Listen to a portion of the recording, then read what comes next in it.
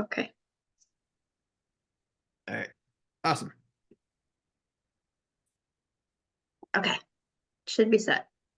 All right. Sounds good. This, just because of the limited time of 40 minutes, and the way typing usually takes, it should take about many hours, so we have to kind of rush it a little bit. Okay. We could probably do it in segments if we have to as well. All right. So just for the sake of demonstration, especially since this is recorded to be shown, I have to explain that just for this one, I'm using a specific model. But here's the deal. I'm not going to read the questions like straight out of the book or anything like that, but I'm going to try to package the questions a little bit, pay attention to how you're saying it, and then I would answer for you in the little sheet that I have right here. Okay. And that way, we're going to try to do what we can to avoid biases. So like, if I say, it's not in this test, but if I were to say, are you more talkative or are you more reserved? You wouldn't be able to be like, well, I'm introverted sometimes, and then say I'm reserved. I see. Or, yeah, so I'm trying to give room for nuance and ambiguity and so on. But for the viewer, just keep in mind that you can't just vibe type people or anything like that. You kind of have to give some time. And Anna and I have known each other for a while, so I actually already have her typed in a way, but we're just trying to affirm it right now. So, okay. You got anything to say before we start, or do you reservation? I don't think so. I think that was good. I know for me, like sometimes when I take these tests online, I do find myself like meta gaming them a little bit, like, oh, I bet I know what type this question goes to. So I think this approach will hopefully get rid of some of the bias there. The only problem is with some of them, like for the first question, when the phone rings, do you, or are you, so we'll have to try to find a way around that. Or question 2, are you more than it gives you the answers? So I'm going to replace those with different things, like a scenario that's more detailed, and have you answer it as opposed to saying, I'll hurry to get to it first, or hope someone else does it. But also, this is kind of, some would say it's a personal question, but before we begin, do you have social anxieties usually? Because a lot of times that could affect whether or not you're introverted or extroverted, while you might actually be extroverted. I have to ask this because I think that's a good question to ask first before you type anyone. I don't have like an actual social anxiety diagnosis, I guess. I do have generalized anxiety disorder, which I guess kind of does fill into social a little bit, but it's not like anything to where it's major. Well, that's good. I mean, like, of course, anxiety disorders, depression disorders, that could affect thinking versus feeling a little bit for people who are not aware of that type of stuff. But we have to understand with the viewers that feeling means value judgments. Thinking are more critical, strategic judgments. If you read, you're young.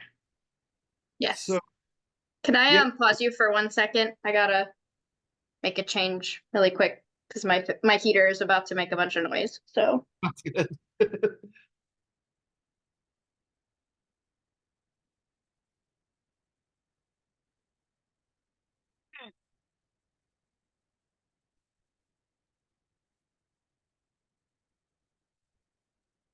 okay, it should click off in a second.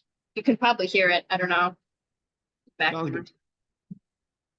So it says we're still recording. So, yes. Awesome. So before we begin, do you have anything more to say or any type predictions for yourself? I mean, I guess from reading Personology, which is one of Keirsey's books, I think I'll probably end up in the idealist or rationalist camp. I don't really relate to the artisans or guardians like at all. So, but I think we've kind of talked about that. All right. Or like an alien language. All right. By the way, for anyone who is not aware of the book, you could probably find it used somewhere. It's a very old book. It's one of last of the late and great Dr. Keirsey's writings on personality theory. It's a very beneficial book, so heavily recommended. And it's on Kindle. So Definitely. So, without further ado, you got to let's say just clear your mind. Just take a second before we start the first question. So let's take you to a scenario, okay? So you're at home and you're with a group of friends at your home. The phone rings. You do not know if it's necessarily an important call. In fact, you don't even know what is like you're expecting an important call, but you don't know if this is going to be it or not. So this phone, it's ringing. How do you respond with your friends there? I would probably like mute the phone and just answer it later. Or like look and try to see who called later. Or hope someone else answers. Because I do not like phone calls. I'm definitely a millennial in that way. Yeah. Well, luckily, you just said one of the answers, so I can go ahead and move on to the next one. All right. So when you're examining uh, life, and this one's kind of an easy one, so we're gonna have to be very careful with this one. Um, Taking you through the day, and you have life events that go on, some bad, some good. Um, would like how does it affect you? You look at more at the events as they go along and kind of think about those events, or do you think about them as it relates to yourself? Hmm. Is this like it, do you mean like being present with the events or So like what I being in mean, the moment or what I mean is, um, let me give an example.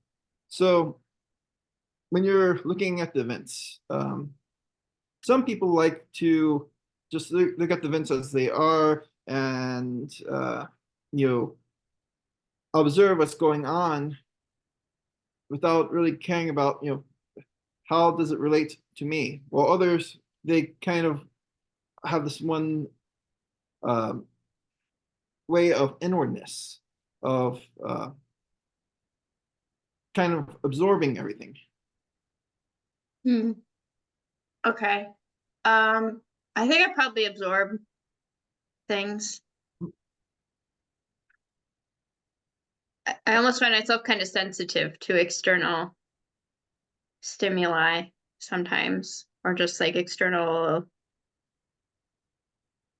yeah, I guess sensory stuff. It's almost like too much sometimes, Hmm. like sensory overload, even what would probably be very normal for a lot of people. Yeah, I hear that. I myself, I like to, um, like I see what's going on, but I kind of like to just reflect and just stay in my little bubble, Same. um, some people call me absent-minded as a result, but I'm actually fully minded. It's just I don't mind it going around. It's a different kind of minded. Yeah. Okay, so the third one, um, so The third one is kind of like really hard to say, like to change it a little bit, because it's kind of like a very straightforward one. Mhm. But we're going to do it anyway. Okay.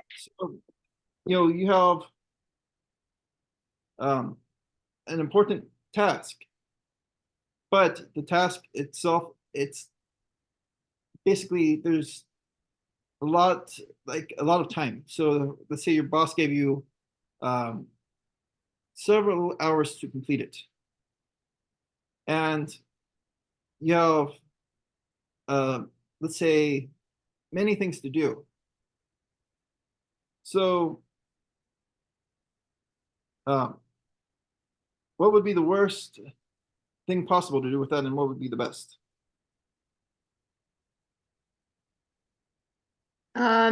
I mean, I guess it sounds like it's a time sensitive project, like it has to be done. Yeah, although at the same time it's not too much, so it's not, you have plenty of time to complete it, but uh Okay. If I have more important things that need to get done, I will do the more important things first. Um, I think I can push myself even when I don't feel like doing projects to do them in a timely fashion, unless I get stuck, in which case I will sit on them for a while and procrastinate asking for help. So I don't know so if that answers the question or not. the original question, I think it does, but you can judge for yourself. Is it worse to have your head in the clouds or be in a rut? Which I Oh, I think it's completely, worse to be in a rut. yeah, I Yeah. think that's exactly what I got from your answer. Yeah. uh, okay, the fourth one, let's say you're leading a project. Oh no, we're all leaders. It's so terrible. But Ew. um, and there's someone who's not doing a good job. How would you approach it? Um, with Hmm.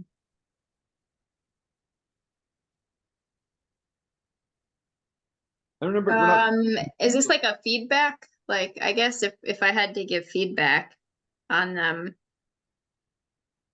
I'd probably do something like a compliment sandwich where you say something nice, you say something critical, and then you finish with something nice. Um, yeah, I'd probably just have to talk to them and like try to understand what their thought process was, why they're doing it the way they're doing, and try to offer suggestions that have helped me if I was working on that portion. Would you change the answer if I were to say someone was angering you? So you're under stress. Mm. At that rate, I might just do it myself, Uh, whatever they were supposed to be doing. Sounds good. Actually, I got the answer from you. The first time I just wanted to see what would happen if I, changed it up just a little bit. That's something these tests don't really allow you to do a lot. So when you're answering online, you just don't get Yeah, the nuance you need. Uh, that's so true. let's see here. The next one has to do with types of judgments. So I kind of give away what it's like the T versus that. My bad, but just forget about that. Okay. Okay, so um, talking about judgments here. You're tasked with something um, with a team. I can't think of a good business version of this because you know Would you're it be like tasked. a school project or something? Yeah, I guess so. one of them is a very tough moral decision. The other one is a decision that you have to kind of think about more. You have to uh, critically analyze things, throw the morality out the window. Um, well, actually, I guess those are the same thing. But versus, um, you know, the the moral decisions of right and wrong. Which types of judgments? Just think about your workplace. Think about your school in the past. Think about other times of your life. I want you to go all the way back to your childhood to now, if that's possible. I don't think it's actually totally possible. Just tell me which of those choices do you tend to be more comfortable with? Like, um, like moral decisions versus like other types of decisions, like factual decisions, I guess, or like logistical. Yeah, right now you're applying Keirsey's personology. I Sorry. appreciate that. Uh, well, let's say sure. Although I think a lot of those could be seen as connected, like logistical, strategic, Yeah. tactical versus the only one that's different are those diplomatic ones. I think in my, I don't know, my day-to-day life, I probably have more, I don't know, mathematical Mathematical. based problems because I have to sit and analyze numbers and I do that all day.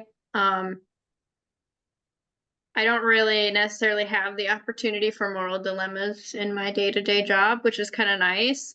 Let's So, just forget about the job then, because it sounds like you have a pretty heady job. Let's just say you're planning something, I guess, for your family or your friend groups or whatever. okay. I mean, I think I have a hard time with like moral decisioning. Mhm. Not that I can't do it, it's just that it stresses me out a lot. All right, got it. So 4, 5, we'll put that. All right, I'm not a very like black and white thinker, so it's hard to sit and try to like figure out all the nuances of same here. Of course, morality is not always black and white either. So exactly. That's sometimes you have to make those really tough decisions, and that's the fun of philosophy. yes. uh, okay, so let's say you have, I'm going to put you in a room and you're working on a project. It's not going to be the same project you do at your work. It's not going to be a heady project necessarily. It could be anything. Like let's say you are knitting, you are cooking, or whatever. Do you prefer, and like in your mind, you see a mess, like it's a very cluttery place. Um, how does that make you feel? Uh Clutter stresses me out. Yeah. If things are disorganized. Um there's like a tipping point of mess where I just can't stand it and I have to clean it, but I can tolerate some level. All right, so you can tolerate some level. Got it. Um, Like what? if I turned my camera and I showed you my current work in progress, it's like a mess. So Oh, I would have no reason to judge. Um, like if I were to take this and show you my room, there's books everywhere. If I were to show you my couch, usually there's books everywhere. But part of that, to be honest, is just I love reading a lot and studying deeply. Chasing the rabbit holes. But yes, my books are like scattered all over my house. all right, so this one, there's no rush to it. Um, but you have to make a decision. Um, so walk me through your decision-making processes, including the speed. If you want me to, I could just make up some type of decision you have to make. Sure, that'd be helpful. Okay, so imagine that I had given you total freedom and I was your boss. And I told you um, that I'm totally laissez-faire right now. You get to decide what policies needs to be in place within the business. And you see all sorts of things that could be improved. And they're equally, right now I'm giving you the Buridan's ass type situation. They're all equal. So tell me how you make up your mind. Do it quickly? Do you do it slowly? Do you think about it? Do you not? Do you follow your gut? Or like, just let me know. I think I'm probably a slow decision maker. It takes me a while to think through things because I want to make sure that it's like complete. Um, I would probably try to get a list together of all the things to be improved and try to like rank them by a priority system, like what's important. That would probably have to be like a conversation with other workers and I guess decision makers in the organization about what their needs are and what they think is important, and from there try to come up with a ranked list of things. And I'd also probably want to seek advice from other people if I had them in my network who've done something similar. Kind of bounce ideas off them. Try to look at everything from all angles, and then pick the best solution or the best thing to work on first. That makes sense. So for the next one, I'm going to be torturous because we're both millennials. I think. Like I think yeah, I'm a Zennial because I'm on the borderline. I know you're a little bit younger than me, so you're Same. probably Zennial or you're Z. I don't know. But nonetheless, millennials and Z have the same problem, and this is going to torture you a little bit. So be prepared. Um, Ah! be psychologically prepared. So you're in a room with others. Um, to I don't know. Let's say you see to see a concert, to go to a book signing, um, or something, or even at the DMV. But you don't have your cell phone on you because we don't want any Mm, distractions here. um, pain. you have no books, you have nothing except for to read. Of course, at the DMV, you would have your documents, but just forget about that. Um, just to get rid of that, let's say that you forgot your documents, but you don't know what documents to bring, so you're just there to ask questions. But easy. Um, tell me, how do you approach it? Like, what do you do with your mind? Do you go around like interacting with others? Do you try to just stay in place, endure it? Do you like what do you do? Um, I guess I kind of have two default things I do. One is I'm just kind of in my own world and I'm just like thinking about other stuff, like being distracted, I guess, from the current. Or I do like to people watch. I think it's kind of fun to overhear other people's conversations and like see what if there's anything interesting people are saying. Okay, that makes sense. And by the way, same here on that.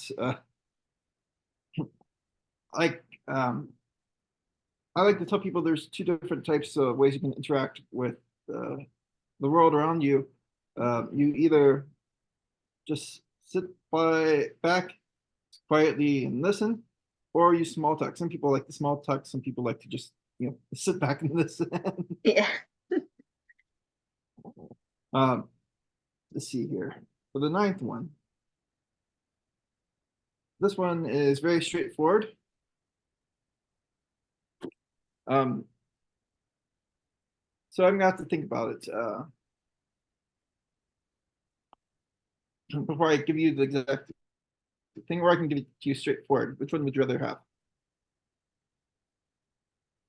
I guess straightforward is fine, unless you're concerned about the question. It's a little too like straightforward. Okay. Uh, so like, I guess I could ask it to you right away and whatever, but hold on, I have a good one. On me, read a book. I know you like to read books. Do you prefer books which like tell you how it is, or do you like books that kind of are structured to tell you how it could be, like how the author thinks of things, but it's not necessarily how it is?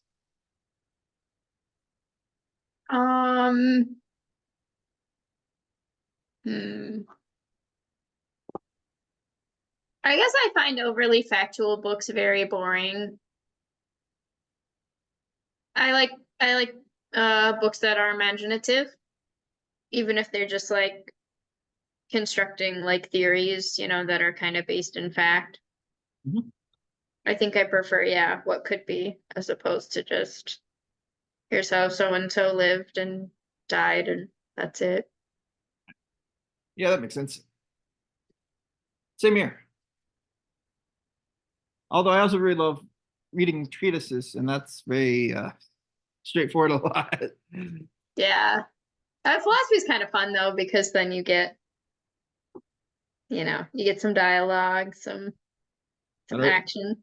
just something to think about. Let's see here for 10. So this is more something I can't really frame into a new question. It's very straightforward. So think of this as kind of like a bingo, like the free space on bingo. Uh, are you more interested in um, what is actual or what is possible? It kind of is so similar to the other one I just asked, but Hmm.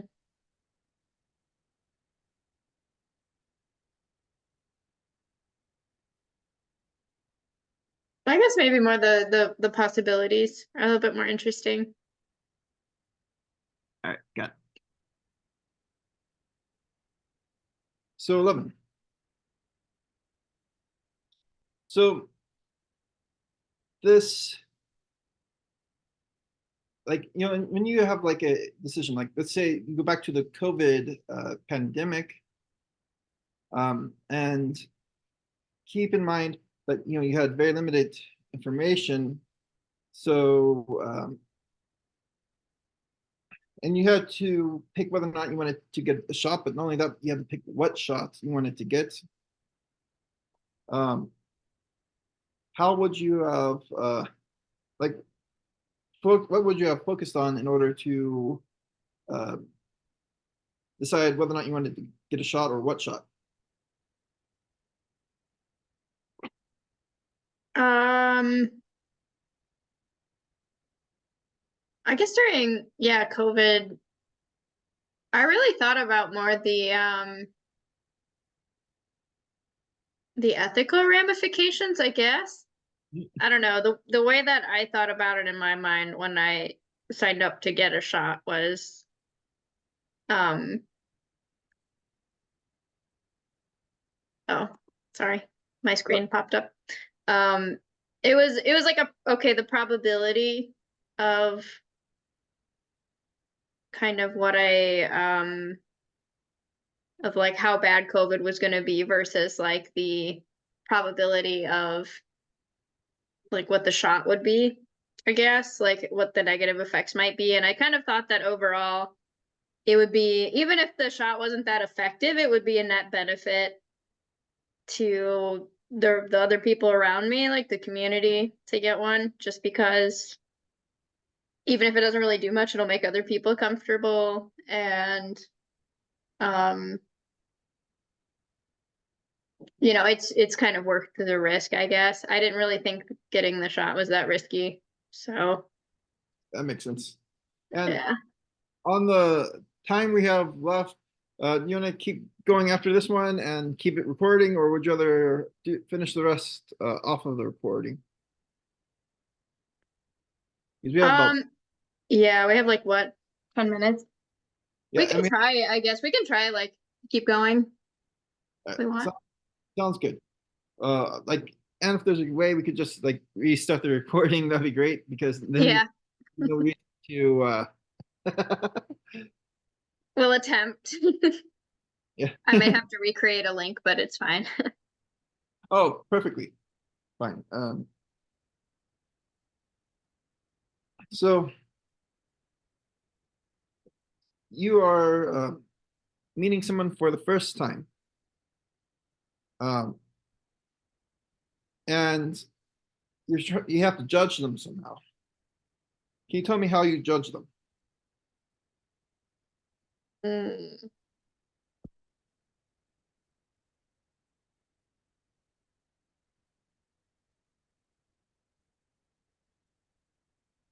I guess I don't know. I pay attention to what they talk about. I think there's something to be said about presentation, but I try not to judge what people look like, appearances and stuff. I withhold my judgment unless they give me a reason otherwise to be suspicious, I guess. Um, yeah, probably how they speak, what they talk about, what they're interested in, how they interact with other people is a big one. Like, I will get red flags if they're like saying really mean to other people or rude to people around them or something like that. You would say you're impersonal. Yeah. Okay, good. Um,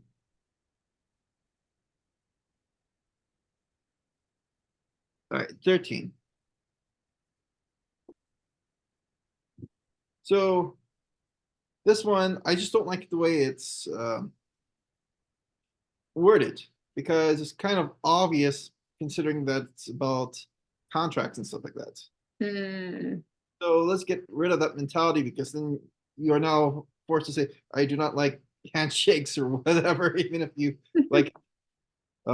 So we're making an agreement on something. Do you like it to be written down and remembered that way? Or would you rather it be word of honor? I tell you I'm going to do it, so I'm going to do it. Definitely written. Especially if it's anything legally binding. Mhm. Yeah. It's also just good for reference because I forget things. So um, so let's say you're working on a project. I'm going to have you think about two scenarios.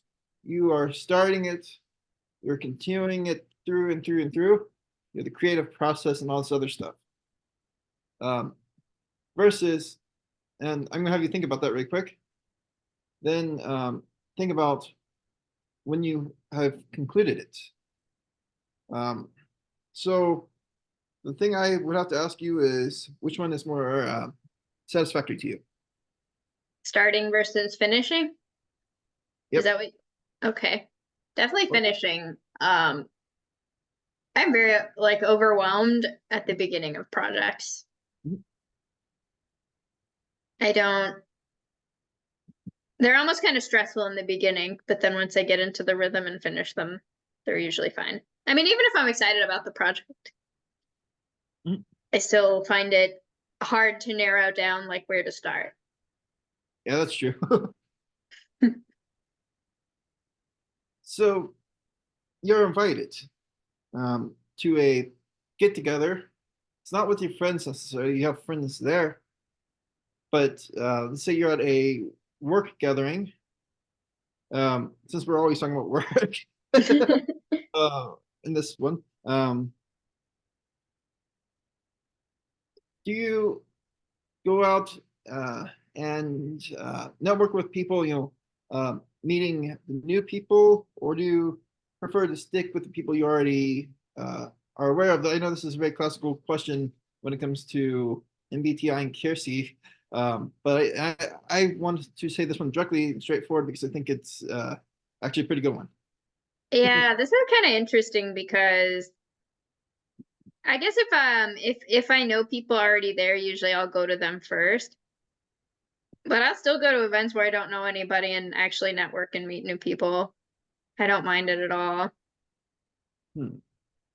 I don't know, maybe it's almost a crutch if there's people I know already there, because then I won't go and talk to anybody new. Yeah, so there's a little bit of ambiguity. You're not necessarily opposed to it, but you prefer one over the other. Okay, then we're going to Yeah. assume that you to get in the way of this ambiguity, we're going to have to force the question a little bit. I guess it's logically to beg the question, and even though it's totally a different thing, um, we're gonna go with B because it sounds like you would prefer interacting with people you already know. Yeah, I don't go out of my way unless it's a special occasion, really, to talk to new people. Okay, 16. This one's a little straightforward. Um, so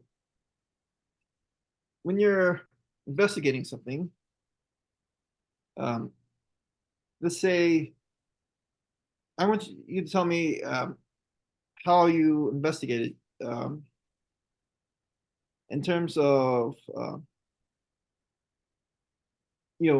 gathering information versus asking questions and pondering versus what. It probably would depend on the question being asked, but I always like to gather information from many different angles before I before I have an informed opinion. And if I'm like taking in new information, I'm also kind of always comparing it against um and just seeing how it tracks with like my intuition, what I already know, what makes logical sense, what other people say, I guess, in the industry. If it's like more numbers related, I mean, I'll do like an exploratory analysis and dig down, try to look for patterns, try to look for where it makes sense in a system, like an overall system. It's a very kind of methodical, systematic approach, I would say. Yeah, that's very good. And it looks like we're about to have to start part two, and I didn't want Yes. part one to be cut off at this point. Do you have any reflections so far on how things are being done? This is interesting. It's definitely like making me think more than just like clicking a button on a test. So I think it's good. It's like Yeah, helpful. Yes. I prefer the open-ended approach myself. So for the viewer, We'll stop here. we're gonna stay tuned for part two. We'll have the hopefully we'll have the answers. We're probably gonna have to speed it up a little bit, uh, but I think we'll definitely get there, and it's going to be wonderful.